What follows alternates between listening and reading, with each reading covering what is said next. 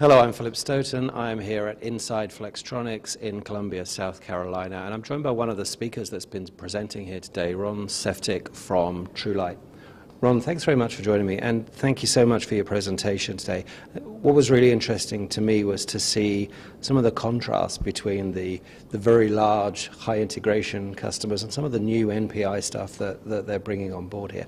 Start just by giving me an overview of the product and the kind of applications it's being used in. Absolutely. Well, first of all, we are a fuel cell company, but we're more than a fuel cell company. We're a multidiscipline company. So we have chemical engineering technology in there. We have electrical. We have as well as some mechanical technology. And so we integrate those three technologies together to create a power system that happens to be a portable power system that has no emissions. The only emissions are a little bit of heat and water vapor that can be used in a multitude of applications to replace batteries or small generators. Okay. We are focused on an industry where we become the technology inside, so that we're sort of the Intel, but from a power perspective. And we do that by focusing on Fortune 500 customers that have a power need with a device where 24/7 uptime or running all the time is very important to them, usually because there's a revenue component. So that what happens if they're able to run all the time, each minute that they're up they are collecting revenue, and therefore the cost portion of the product becomes less important than the reliability and the uptime. So Flextronics brings a huge amount of credibility when it comes to creating high quality products that we know will stay up and running 24/7. And your business is relatively new in terms of this particular product, and it's a new product that clearly you showed some graphs, and I think we talked about a $3.7 billion market space. So clearly some large potential. How have Flextronics helped you at this very early stage? Oh, a number of different ways. As a small, early company, and we're beyond early. We've already gone through, the funding, and we've been around since 2003, at least developing the technology. In the last couple of years, we've actually started to roll it out now that we're here in Columbia. But one of the things that you learn from being in business as long as I have is that you can't do everything yourself. There is truly value in partnerships and picking up some of the fundamental pieces that you just don't have in place, nor do you potentially even want to have in place in the future, because someone can always do it better, because that is someone else's specialty. So again, if you go back to our product, and we have a fuel side that is being developed separately, but the power side is a complex electromechanical product that very closely mimics many of the products that Flextronics is working on today.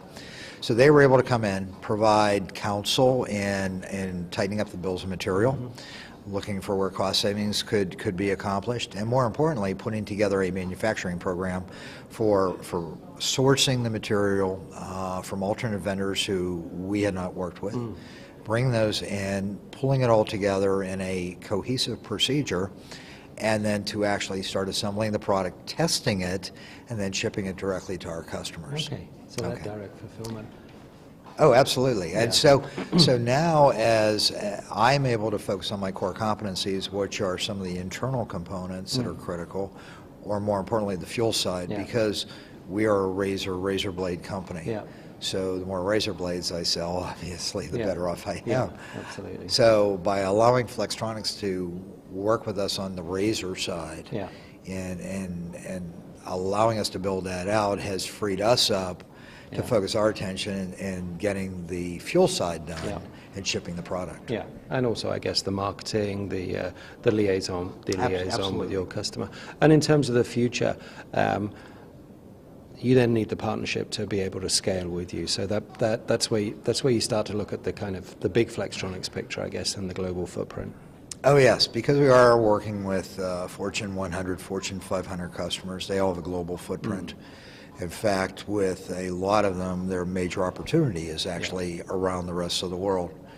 when you're a small company and you approach a big company, and I came from the General Electrics of the world, so I understand both sides of that coin, credibility of being able to execute becomes real important. Yeah. And as a small company, any small company that is just starting out who says that they can fulfill worldwide on their own is obviously not, they're crazy, maybe the right choice of word. So where we gain credibility is by being able to partner with somebody like a Flextronics Columbia, who is local but also global, and who can now help us sort of talk the talk, I should say.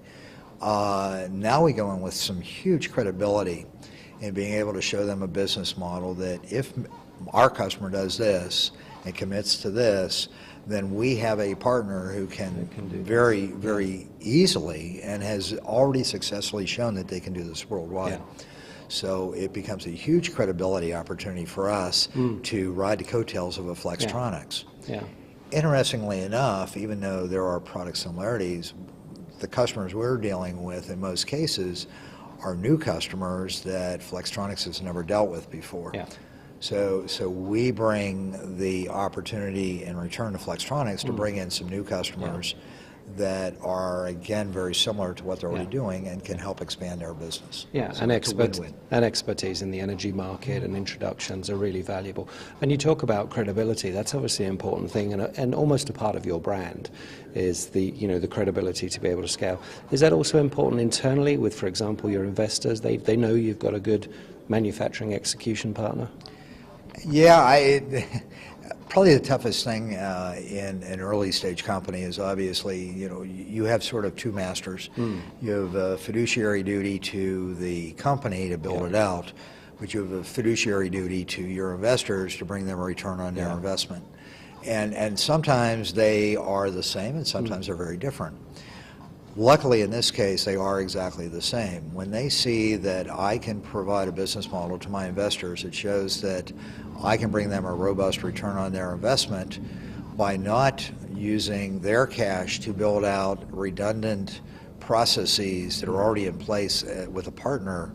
I can show them that I'm managing their money much more cost effectively, and more importantly, that it's easier for me to put together a financial model that shows where they may be able to get a much larger return on their investment. Yeah. So it makes sense all around. So it's a win-win-win. There you go. We've hit three.